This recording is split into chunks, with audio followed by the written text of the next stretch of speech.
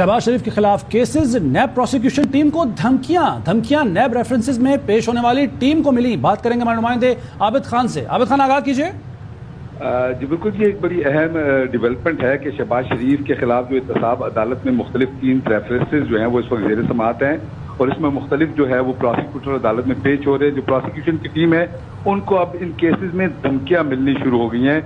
ذرائع کے مطابق جو مختلف 3 ریفرنس ہیں، جس میں آشیانہ، منی لانڈرنگ اور رمضان شوگر مل کے کیسز ہیں، ان کی جو پروسیکیوشن ٹیم ہے ان کو باقاعدہ طور پر دھمکیاں دی گئی ہیں تاکہ اس کیس کی مؤثر پیروی جو ہے وہ پروسیکیوشن ٹیم نہ کرے.